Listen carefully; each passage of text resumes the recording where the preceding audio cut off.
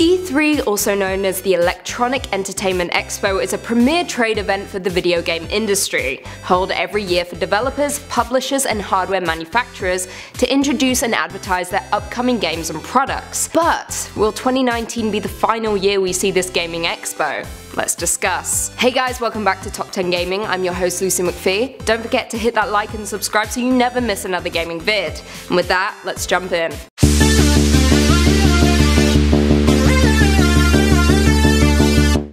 Originating in 1995 at the Los Angeles Convention Center, organizers were originally unsure of how successful the expo would be. However, by the end of the convention they had booked most of the space at the center and saw more than 400,000 attendees. Not too shabby. By the end of its first year, E3 was already regarded as the biggest event in the video game industry. Now, the E3 event includes an exhibition floor for developers, publishers, and manufacturers to showcase titles and products to be sold in the upcoming year, with them holding an hour-long press conference to outline their offerings that will be on display, featuring announcements from gaming giants for upcoming games and products. It was originally an industry-only event, but with the rise of streaming media, several of them were broadcast to the public to increase visibility. And by 2017, E3 became open to the public for the first time, issuing 15,000 general admittance passes for those who wanted to attend. This year's E3 is set to be held on June 11th, 2019, with it rumored to be slightly different to previous years, with EA recently announcing that it wouldn't hold a traditional press conference and would opt to instead host several smaller livestream events,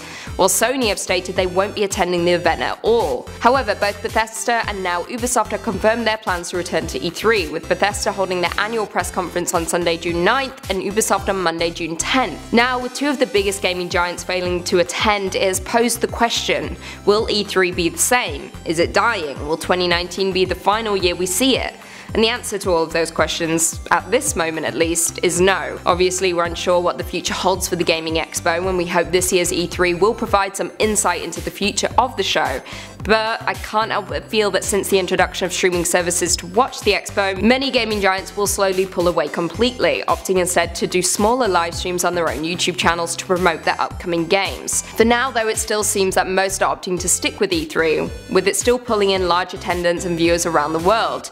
Just because EA and Sony aren't opting for a traditional press conference this year doesn't mean that they're ending their allegiance with the convention. We could see E3 return to its typical format next year, but until then we're just going to have to be patient and wait for June 11th to roll around to hopefully answer all the pressing questions we have. Well, there we have it. Do you guys think this year will be the end of E3? Do you think gaming giants will begin to pull away and opt for their own live streams? Leave us all your thoughts and feelings in the comments down below. If you haven't already, be sure to give this video a big thumbs up, subscribe, and turn on notifications so you never miss another gaming vid.